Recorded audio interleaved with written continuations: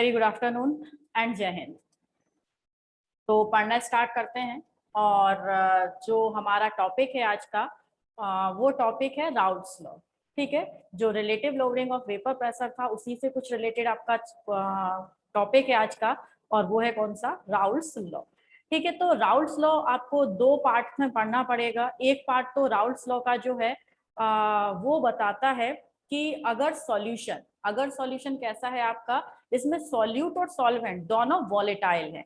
ठीक है, तो वेपर प्रेशर पर क्या इफेक्ट पड़ेगा, और दूसरा है कि अगर सॉल्यूट नॉन वॉलेटाइल है तो वेपर प्रेशर पर क्या इफेक्ट पड़ेगा। ठीक है, तो जरा इसे समझिएगा। तो आज जो टॉपिक है, आज हमें पढ़ना है क्या? Raoult's law. ठीक, इसे हम रफ कर दें पहले।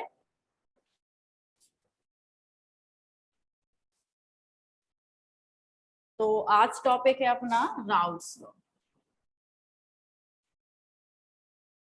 राउल्ट्स लॉ, तो राउल्ट्स लॉ के दो टॉपिक है और दोनों टॉपिक ही हमारे सिलेबस में है और यहाँ से इनसे न्यूमेरिकल्स भी बनते हैं। ठीक है, तो राउल्ट्स लॉ दो टर्म में आपको पढ़ना है। एक तो है आपका जो राउल्ट्स लॉ फर्स्ट टर्म है, वो है आपका फर्स्ट है आपका फॉर लिक्विड सॉल्यूशन। ठीक है, किसके लिए पढ़ना है? लिक्विड सॉल्यूशन के लिए आपको राउल्ट्स लॉ पढ़ना है। ठीक है, और दूसरा किसके लिए टर्म में पढ़ना है? दूसरा पढ़ना है आपको सॉलिड लिक्विड सॉल्यूशन के टर्म में। ठीक है, अब ये क्या टर्म है? मींस आप जानते हैं जब लिक्विड में लिक्विड डिसॉल्व किया जाए। देखिए अभी तक सॉल्यूशन में ये आपका लास्ट टॉपिक ही चल रहा है, ये समझिएगा, और एक दो दिन में इसके न्यूमेरिकल वगैरह वगैरह सब कुछ होके और ये चैप्टर आपका कंप्लीट हो जाएगा। ठीक, तो जो राउल्ट्स लॉ है, राउल्ट लॉ में आपने अभी जो पढ़ने हैं इसमें दो टॉपिक इंक्लूड होते हैं। जैसे कि जिसमें फर्स्ट टॉपिक है जब लिक्विड सॉल्यूशन हो। लिक्विड सॉल्यूशन का मतलब है जब लिक्विड में लिक्विड को ही डिसॉल्व किया जाए। ठीक है, इससे पहले भी आप एक पढ़ चुके हैं, जैसे कि जब गैस को लिक्विड में डिसॉल्व किया जा रहा है या फिर सॉलिड को लिक्विड में डिसॉल्व किया जा रहा है। इस तरीके की कहानी आप पढ़ चुके हैं। ये जो टॉपिक है इसमें क्या है? लिक्विड डिसॉल्व इन लिक्विड को लिक्विड में डिसॉल्व किया जा रहा है और तब उसके वेपर प्रेशर पर क्या इफेक्ट पड़ रहा है। ठीक है, अब देखिए लिक्विड को लिक्विड में डिसॉल्व किया जा रहा है, लेकिन इसके साथ एक बड़ी सी शर्त है। ठीक है, इसके साथ एक बड़ी सी शर्त क्या रखी हुई है इन्होंने? जो बड़ी सी शर्त इसमें रखी हुई है वो है बोथ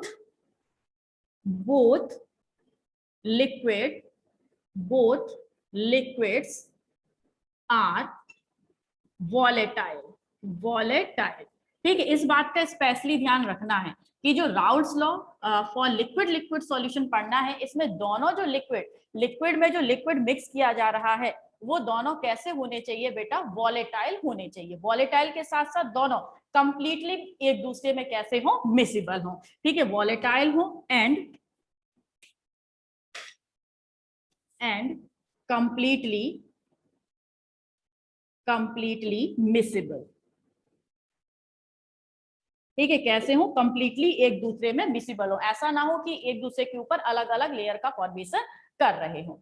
ठीक है, तो राउल्ट्स लॉ दो टर्म में पढ़ना है, लिक्विड सॉल्यूशन, और लिक्विड सॉल्यूशन में सॉल्यूट और सॉल्वेंट दोनों ही कैसे होने चाहिए? वॉलेटाइल होने चाहिए। बोथ लिक्विड का मतलब है, बोथ लिक्विड का मीनिंग क्या है यहाँ पर? Solute and solvent. ठीक है, ध्यान से समझना, ये सॉल्यूट प्लस सॉल्वेंट। ठीक, चलिए, और सॉलिड लिक्विड सॉल्यूशन में जो आपका सॉल्वेंट तो कैसा होगा? ठीक है, सॉल्वेंट तो यहाँ पर लिक्विड होगा, सॉल्वेंट तो लिक्विड होगा और साथ के साथ कैसा होगा? वॉलेटाइल होगा। ठीक है, लिक्विड होगा, इसके अलावा कैसा होगा आपका? वॉलेटाइल होगा। जबकि जो सॉल्यूट कैसा होगा? सॉल्यूट आपका सॉलिड होगा और साथ के साथ कैसा होगा? नॉन वॉलेटाइल होगा। ठीक है, तो इसके लिए जो राउल्ट्स लॉ हम पढ़ेंगे वो अलग है, और इसके लिए जो हम राउल्ट्स लॉ पढ़ेंगे वो आपका कैसा है? बिल्कुल अलग है। बात समझ गए इतनी? तो राउल्ट्स लॉ आपको दो टर्म में पढ़ना है। तो पहले हम पढ़ते हैं इस वाले का, मींस जब आपका लिक्विड सॉल्यूशन के लिए जिसमें दोनों जो कंपोनेंट है सॉल्यूट और सॉल्वेंट दोनों ही कैसे होंगे? आपके वॉलेटाइल कंपोनेंट होंगे। ठीक, आप इसे नोट करना चाहते हैं या स्क्रीनशॉट लेना चाहते हैं तो ले लीजिए फटाफट। हाँ भाई आइए।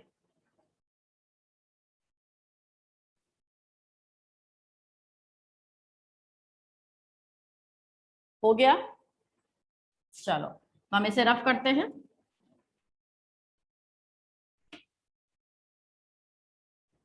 अब आपको हेडिंग डालनी है किसकी, राउल्स लॉ,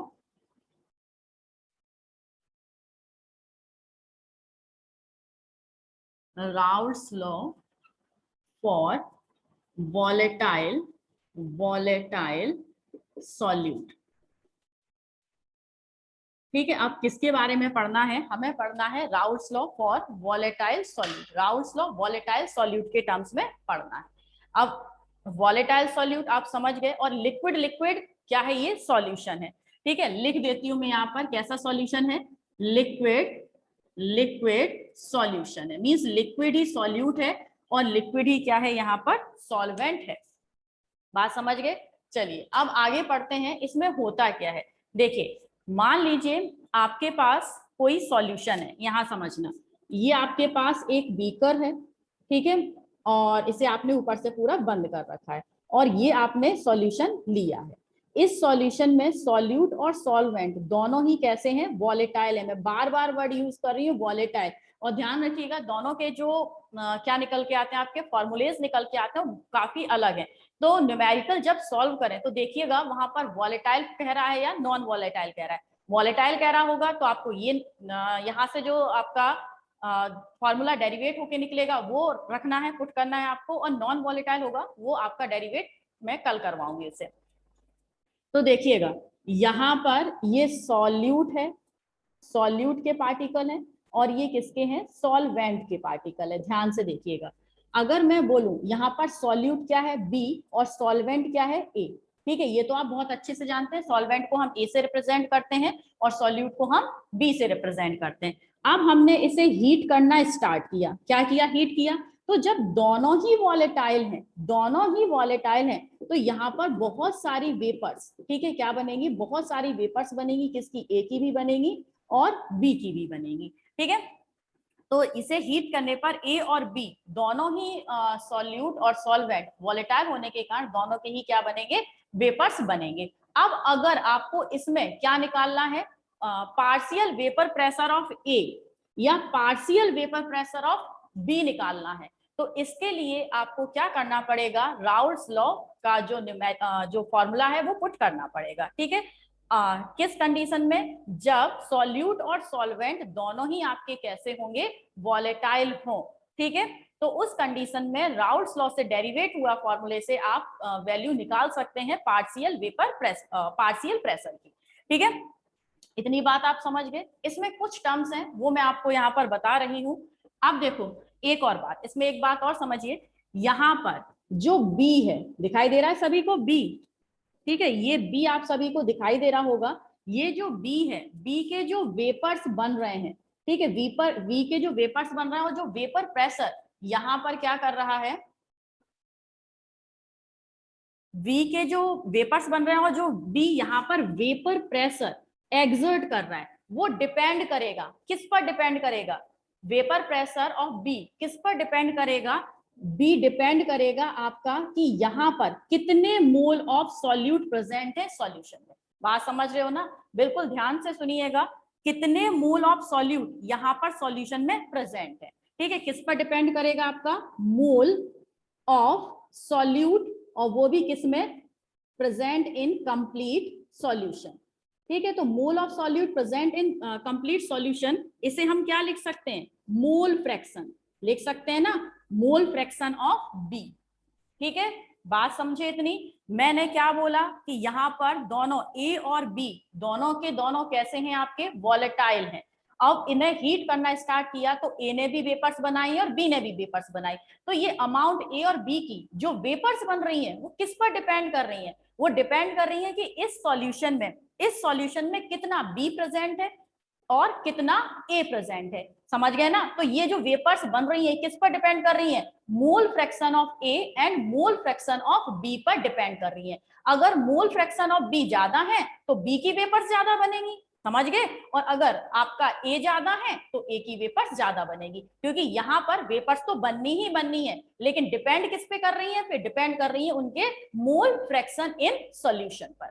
ठीक है, चलिए, तो यहां पर आप कुछ टर्म्स समझ लीजिए, जैसे काई ए। काई ए का मतलब क्या है, अभी राउल्ट्स लॉ आपको समझाऊंगी। काई ए क्या है, mole fraction of B, sorry mole fraction of A. A क्या है आपका, सॉल्वेंट। ठीक है, साफ साफ आपको गिवन है सॉल्वेंट। आप दूसरी बात करते हैं, काई बी। काई बी क्या है, मोल फ्रैक्शन ऑफ बी, और बी क्या है बेटा यहाँ पर, सॉल्यूट। ठीक है, अब अगर मैं यहां पर लिख दूं पी ए, पी ए का मतलब क्या है, ये जो प्रेशर एक्सर्ट कर रहा है, तो ये आपका अगर ए इस पर जितना पार्शियल प्रेशर एक्सर्ट कर रहा है वो पी ए, और बी जितना वेपर प्रेशर बी एक्सर्ट कर रहा है वो क्या हो जाएगा, पी बी। तो पी ए क्या है, पार्शियल प्रेशर ऑफ ए। ठीक है, और पी बी क्या है, पी बी क्या है, पार्शियल प्रेशर ऑफ बी। इतनी बात समझ में आई। अब और भी कुछ समझना है, वो क्या समझना है वो भी जरा इधर ध्यान से सुनिए। ठीक है, अब देखो इसमें एक और टर्म यूज होता है, vapour pressure of pure liquid, क्योंकि ये दोनों ही लिक्विड है, सॉल्यूट और सॉल्वेंट इसमें लिक्विड है, साफ साफ लिखा हुआ है। ठीक है, तो vapour pressure of pure liquid, इसे हम किससे रिप्रेजेंट करते हैं, इसे रिप्रेजेंट करते हैं, देखो इसे रिप्रेजेंट करते हैं पी नॉट ए से या फिर पी नॉट बी से। इसका मतलब क्या है कि आपके पास एक क्या है, बीकर है, और इसमें आपने केवल फिल कर रखा है ए, मींस इसमें फिल कर रखा है केवल सॉल्वेंट, और जब आपने इसे हीट करना स्टार्ट किया, क्या किया आपने जब इसे हीट करना स्टार्ट किया तो इससे जो वेपर्स बनेगी वो वेपर्स केवल किसकी बनेगी, ए की ही तो बनेगी, तो ये कहलाएगा क्या, partial pressure of pure solvent. ठीक है, ये क्या होगा, प्रेशर ऑफ प्योर सॉल्वेंट, जिसे रिप्रेजेंट करते हैं पी नॉट ए से। और अगर इसकी जगह पर बी ले लेते हैं, मींस प्योर सॉल्वेंट हो या प्योर सॉल्यूट हो, उसे पी नॉट ए या पी नॉट बी से रिप्रेजेंट करते हैं। तो यहां पर एक और वर्ड आएगा P not A. P not A क्या है आपका, partial vapour pressure of A, partial vapour pressure of pure A. ठीक है, और पी नॉट बी क्या है, पी नॉट बी क्या होगा, partial vapour pressure of pure B. ठीक है, इतने जो टर्म्स हैं वो जरा आप समझिएगा। ठीक है, इसमें थोड़ा सा इंक कम हो रही है, मैं इंक डाल लेती हूँ, स्क्रीनशॉट ले लीजिएगा साथ के साथ, क्योंकि रफ करूंगी इसे। इसका जो अभी आपसे लिखती हूँ इसका डेफिनेशन। ठीक है, इतनी बात समझे, अब आ जाओ। अब ये तो आपका लिखा रहने देती हूँ, इसे मैं रफ कर देती हूँ।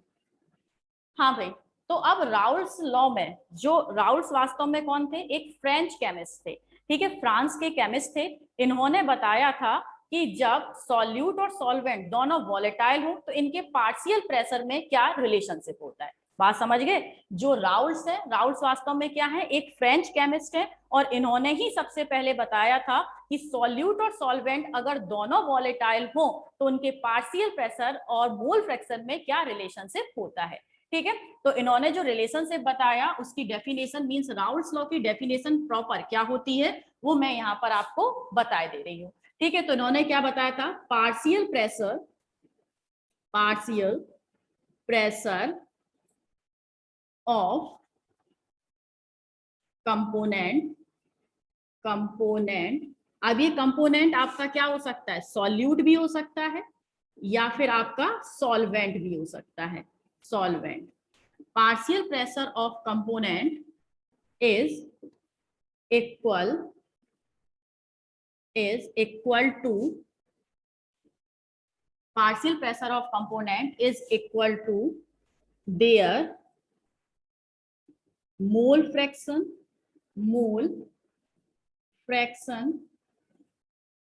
in solution at particular temperature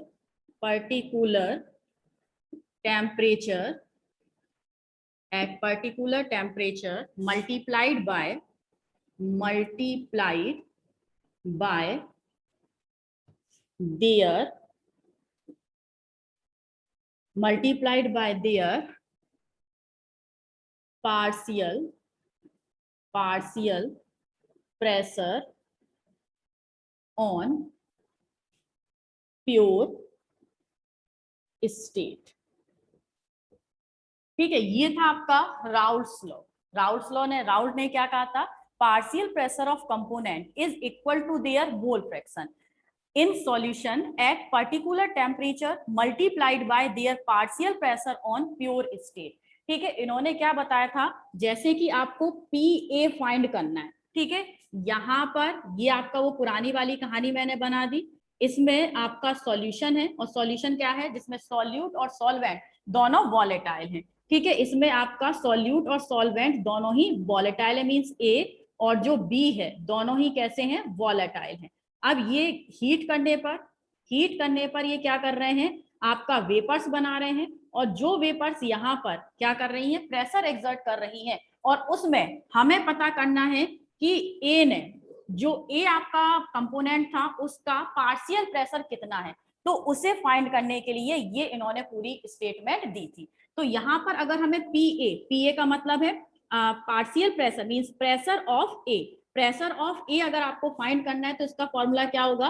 PA is equal to their mole fraction. Mole fraction का मतलब काई ए हो गया, उसी का mole fraction chi A at particular temperature, means temperature constant रहना चाहिए, multiplied by their partial pressure on pure state. ठीक है, प्योर स्टेट में जो प्रेशर होगा उसके मल्टीप्लाई के, means PA is equal to chi A, ये काई है, chi A into P0 A। ठीक है, इनका स्टेटमेंट ये था। बात समझे? ये किसके लिए हो गया? PA के लिए हो गया। अब अगर हम PB के लिए बात करें तो क्या हो जाएगा? सेम ऐसा ही हो जाएगा, काई B मल्टीप्लाइड बाय काई नॉट B, सॉरी काई B multiplied by P0 B। ये बात आप समझे इतनी? ठीक है, इतनी बात आप समझ गए।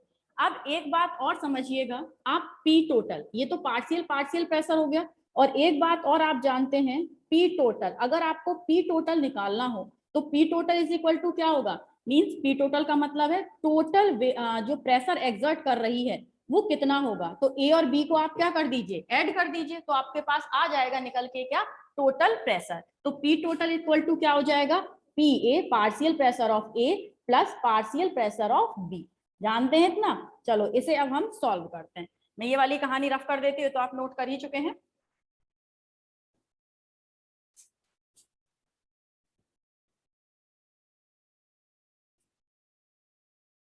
ठीक है, चलो भाई, तो P टोटल अब आपको फाइंड करना है, तो मैं लिख लेती हूँ P total is equal to PA की वैल्यू है काई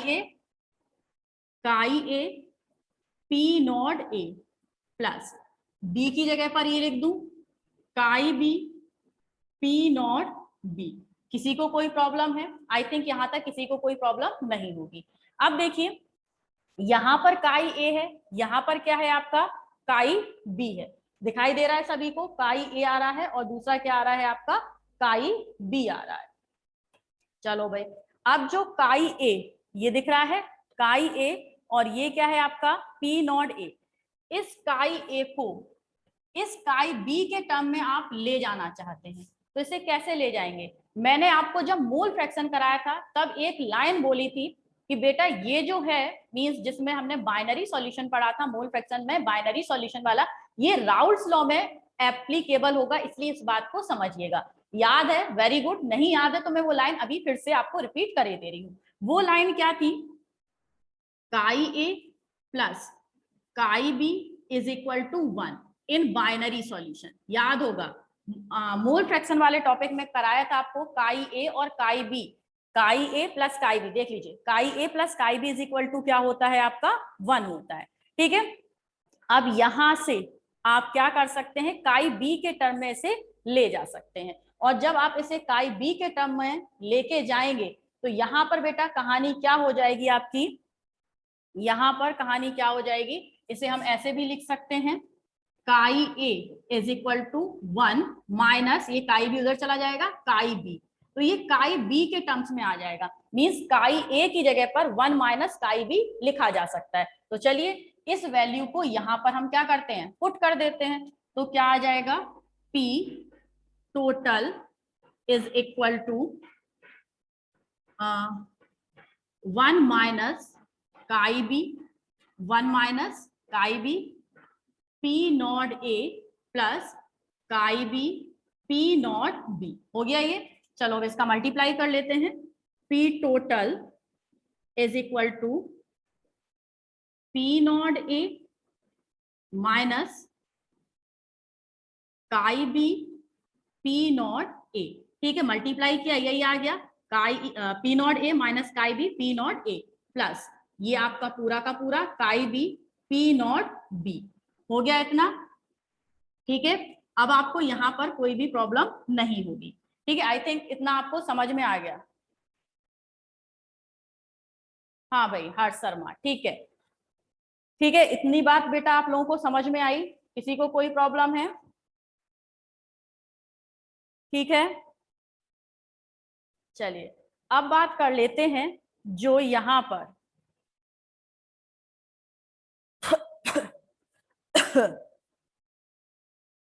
काई ए,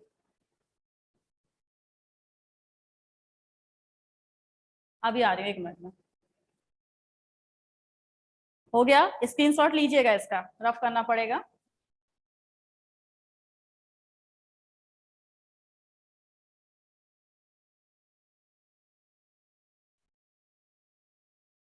हो गया? चलो आ जाओ।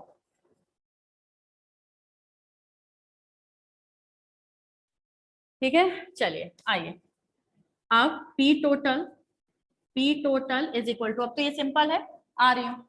ठीक है, P टोटल ये कैसा है आपका? काफी सिंपल है, इसे तो आप इजिली सॉल्व कर सकते हैं। P नॉट ए, ये इसे इधर ले आइए, chi B P not B minus chi B P not A. हो गया? कॉमन आ रहा होगा कुछ? ठीक है, काई बी कॉमन आ रहा है, ले लेते हैं। P total is equal to P not A. ठीक है, फिर यहाँ पर आपका plus P not A plus यहाँ पर क्या बचा? काई बी, एक मिनट, काई बी, इसमें से काई बी आपने क्या ले लिया? कॉमन ले लिया, काई बी, और यहाँ पर क्या बचा? P not B minus P not A. ठीक है, तो बस इतना ही आपको यहाँ पर क्या करना था? फाइंड करके लेके आना था। ठीक है, इसे मैं अभी रफ कर देती हूँ क्योंकि आगे थोड़ा सा इसको बताना है मुझे। और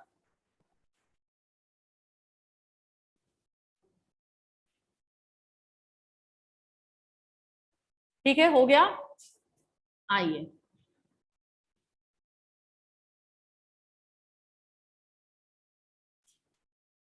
देखो इतने में तो कोई प्रॉब्लम नहीं है। अब जरा सा और आगे आइए, आगे बढ़िए से। इसमें जो P नॉट ए है, ठीक है, P नॉट ए है, P नॉट बी है, ये हमेशा किसी भी प्योर सॉल्यूट या प्योर सॉल्वेंट का वेपर प्रेशर है, प्योर सॉल्यूट और प्योर सॉल्वेंट का वेपर प्रेशर आपका हमेशा कैसा रहेगा? कांस्टेंट रहेगा। बात समझ रहे हो ना?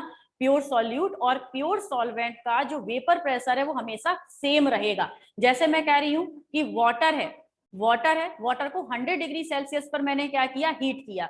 अब उसे हीट मेरे घर पे करिए या आप अपने घर पे ले जाके करिए, वो वेपर प्रेशर तो उतना ही बनाएगा ना जितना पानी है।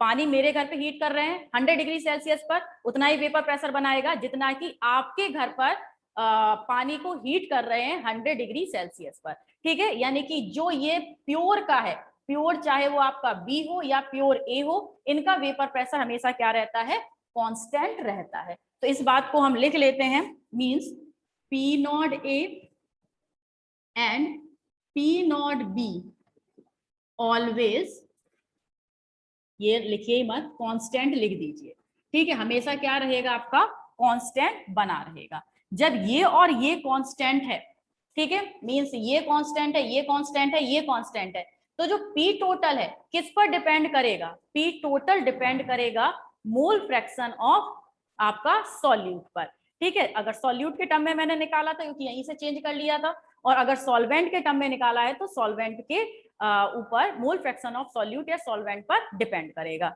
बात समझ में आई कि अगर ये और ये तीनों चीज तो कैसी है, कांस्टेंट ही है, तो डिपेंड किस पर करेगा, मोल फ्रैक्शन पर डिपेंड करेगा। तो आप लिख सकते हैं P total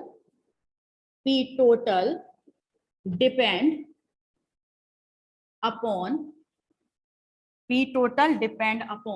mole fraction of solute, ठीक है। किस पर डिपेंड कर रहा है इस कंडीशन में, तो सॉल्यूट के मोल फ्रैक्शन पर क्या कर रहा है, डिपेंड कर रहा है, ठीक है। बात समझे इतनी? अब इतनी बात समझ गए तो एक बात और समझिए, क्या, ये जो रूल है, ठीक है, ये जो निकल के आया है, ये आपका कई जगह क्या होगा, एप्लीकेबल होगा, तो इसको जरा ध्यान से पढ़िएगा। अब इसमें एक बात और समझिएगा कि ये जो सॉल्यूशन था, ये कैसा सॉल्यूशन था, आपको जस्ट पहले बता के आई हूं, लिक्विड सॉल्यूशन था, और जिसमें लिक्विड और लिक्विड एक दूसरे में कैसे थे, कंप्लीटली मिसिबल थे। कैसे थे, कंप्लीटली मिसिबल थे। अब आप कहोगे मैडम ये तो बात आप पहले ही बता चुके हो, ठीक है, ये दोबारा से, हाँ बेटा, इक्वेशन ये एग्जाम में आती है, वॉलेटाइल और नॉन वॉलेटाइल दोनों ही आपकी क्या आती हैं, यहाँ पर एग्जाम में ये आती हैं डेरिवेट करने के लिए, 2 या 3 मार्क्स में पूछी जाती हैं, ठीक है। तो लिक्विड सॉल्यूशन कंप्लीटली मिसिबल था, ये बात मैं आपको बता चुकी हूँ, ठीक है, कंप्लीटली मिसिबल है। तो ऐसे सॉल्यूशन जो कि कंप्लीटली मिसिबल है और राउल्ट्स लॉ को फॉलो कर रहे हैं, ठीक है, लिक्विड सॉल्यूशन कंप्लीटली मिसिबल है and follow Raoult's law. these solution are ideal solution, ठीक है। ऐसे सॉल्यूशन को हम क्या कहते हैं, आइडियल सॉल्यूशन कहते हैं। तो आप कह सकते हैं कि ऐसे आइडियल सॉल्यूशन क्या है, ऐसे सॉल्यूशन जो कि आपके एवरी कंसंट्रेशन पर राउल्ट्स लॉ को फॉलो करते हैं, ठीक है। तो ऐसे सॉल्यूशंस जो एवरी कंसंट्रेशन पर राउल्ट्स लॉ को फॉलो करते हैं वो आपके क्या होते हैं, आइडियल सॉल्यूशन होते हैं। और आइडियल सॉल्यूशन फॉर लिक्विड में क्या होगा आपका, जो कंप्लीटली मिसिबल हो, सॉल्यूट और सॉल्वेंट एक दूसरे से कंप्लीटली मिसिबिलिटी शो कर रहे हो, ठीक है। बात समझ गए इतनी? अब इसमें आप सोचोगे आइडियल सॉल्यूशन बन गया, लेकिन ये इतने नेचुरली अकरिंग नहीं है। नेचुरली अकरिंग का मतलब है इतने इजीली आपको सॉल्यूशन नहीं है। Ideal solution are limited, ideal solution are limited. ये कैसे हैं, काफी लिमिटेड है।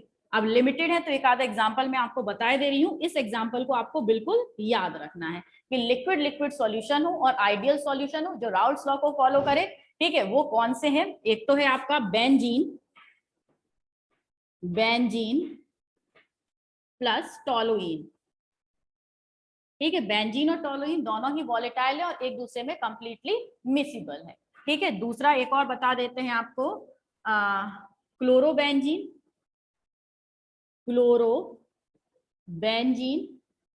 प्लस ब्रोमोबेंजीन, ठीक है। तो ये आपके कुछ एग्जाम्पल हैं जो कि लिक्विड सॉल्यूशन में, वॉलेटाइल सॉल्यूशन में राउल्ट्स लॉ को फॉलो करते हैं और एक आइडियल सॉल्यूशन का क्या करते हैं, फॉर्मेशन कर देते हैं, ठीक है। अब आप स्क्रीनशॉट इसका इजीली ले सकते हैं।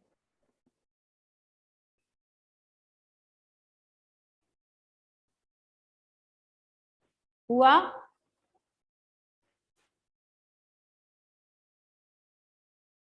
चलिए आइए नेक्स्ट पर आइए।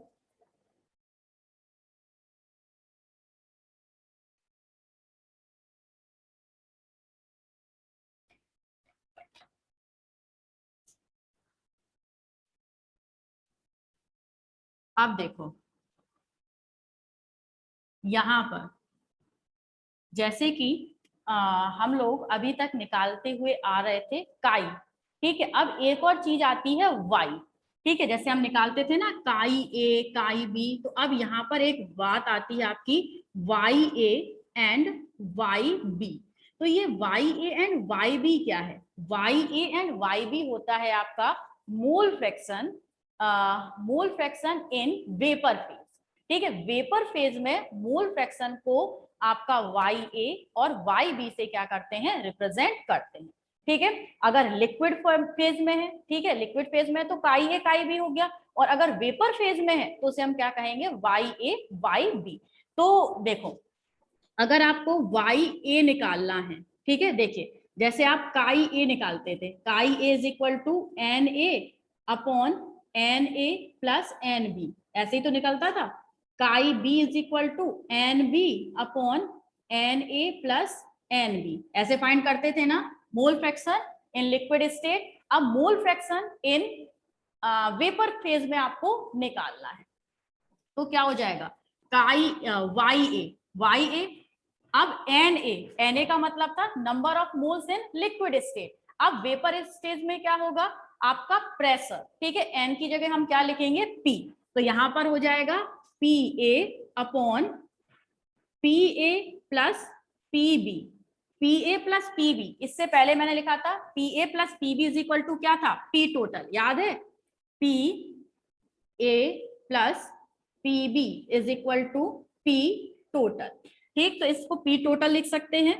तो Y A is equal to P A upon P total. अब अगर पार्शियल पी ए क्या है? पी ए हुआ पार्शियल प्रेशर ऑफ ए, ठीक है। तो partial pressure of A P A is equal to क्या हो जाएगा? काई ए इंटू पी टोटल। बात समझे? तो अगर वेपर फेज में देखो, अगर वेपर फेज में आपको पार्शियल प्रेशर निकालना है और उसका वेपर फेज में ही क्या दे रखा है? मोल फ्रैक्शन दे रखा है, तो ज्यादा आपको सिर नहीं खपाना पड़ेगा। क्या करना होगा? Partial pressure of vapour phase निकालने के लिए उसका मोल fraction in vapour phase multiplied by P total कर दीजिए, आपका आंसर आ जाएगा। ऐसे मैंने पी ए लिखा है, बिल्कुल ऐसे ही आप पी बी भी लिख सकते हैं, ठीक है। P B is equal to Y B multiplied by P total. समझे इतना? ठीक है। तो ये दो फॉर्मूले और आपको थोड़े से याद रखने हैं। बात समझ गए? चलो समझ गए तो यस नो तो बता दो भाई, बोल दिया करो, मीन्स लिख दिया करो।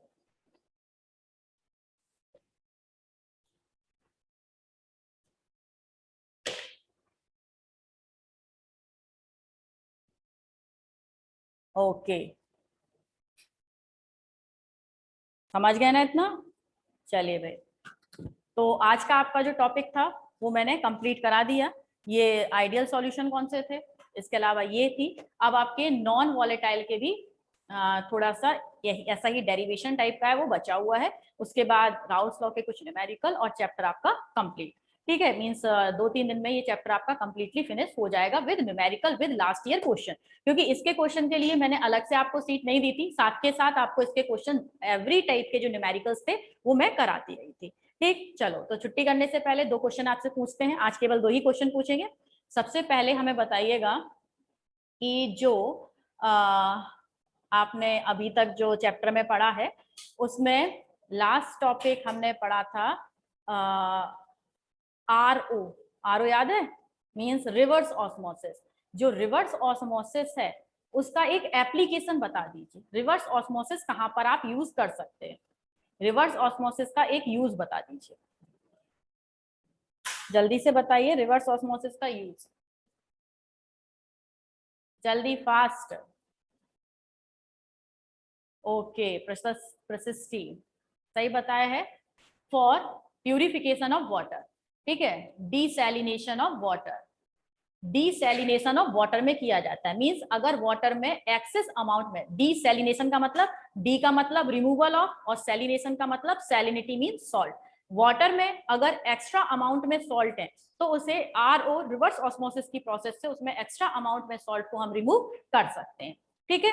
दूसरा है आपका क्वेश्चन, ऑस्मोटिक प्रेशर को किससे रिप्रेजेंट किया जाता है? ऑस्मोटिक प्रेशर पढ़ चुके हैं, ऑस्मोटिक प्रेशर को किस से रिप्रेजेंट कर सकते हैं?